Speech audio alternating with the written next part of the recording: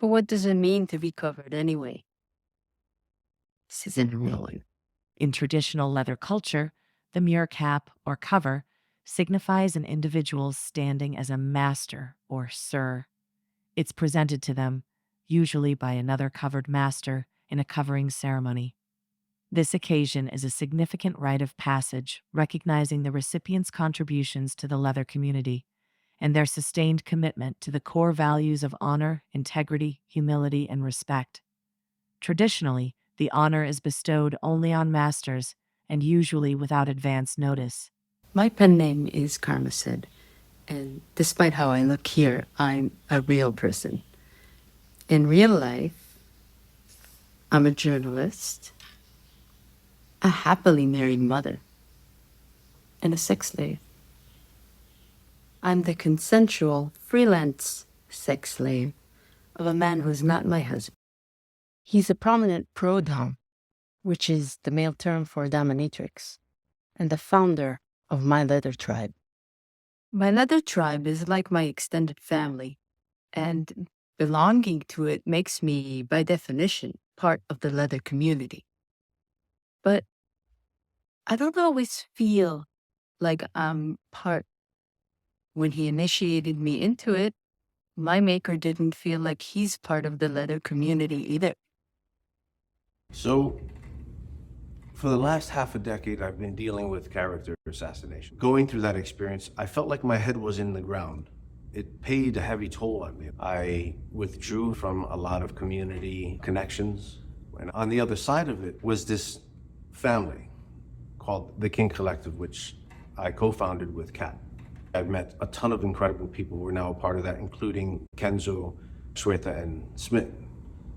And I felt like they would be ashamed to have my name associated with who trained them, who gave them experiences and helped guide them to the directions that they're flying at now. Until someone reached out to me and said, Joshua, when are you gonna cover Kenzo?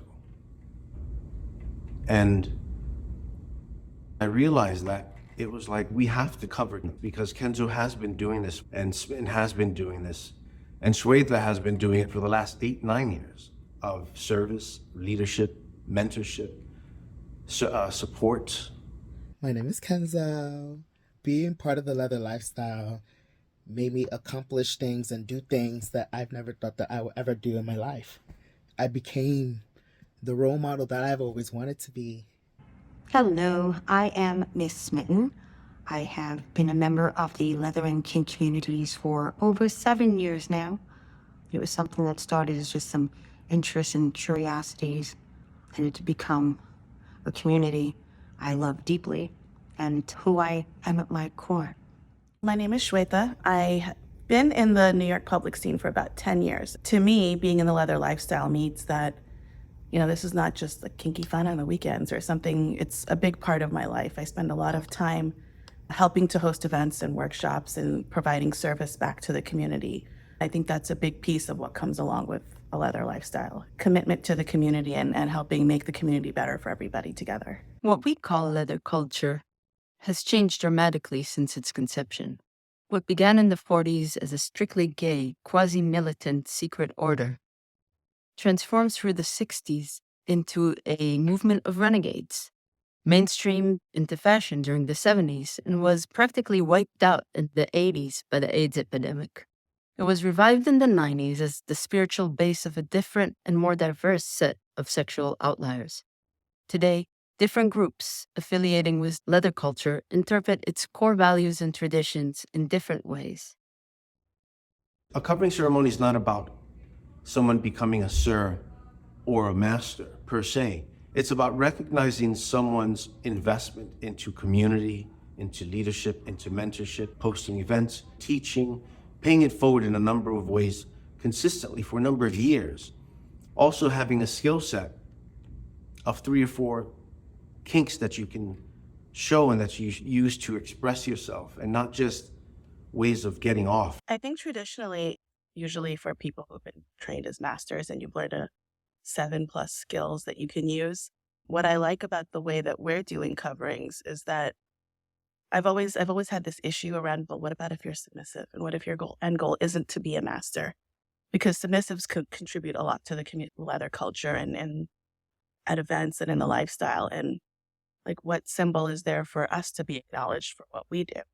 So I think that the way we've adopted it is that it's still a covering. It's a different type of cover, but it's still acknowledging dedication to the community, to the lifestyle, to providing support and education, and then living our true, authentic lives, right? And kind of being a role model for others in that way. It's more about what you do and who you are, not what your title is. How do you expect or hope this would affect the people who were covered? Validation. These three people show you care, compassion, and commitment in all they do. To say, I've invested this time, I've been recognized by my peers. To say, I'm valid, right? Now, not only am I valid, but I'm a great representation of what it means to be a leather person. Our culture has to continue happening, but we have to do the work. And this is the work. The least I could do is petition to the community, to the world, on how incredible you guys are. You are it. You guys are the future. You guys are it. So thank you guys. I love you so much. And leaders, please don your covers.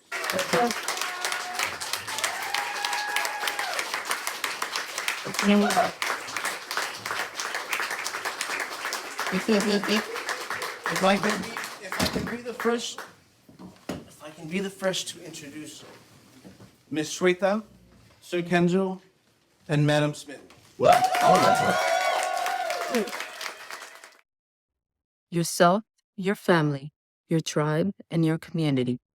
When a person upholds the same core values throughout, their life becomes a message, a signal that other people can follow. When that happens, well, the world takes notice. What would you like it to do for you? I think it's already done it. I think it's already reminded me of who I am. How so? Because they said yes.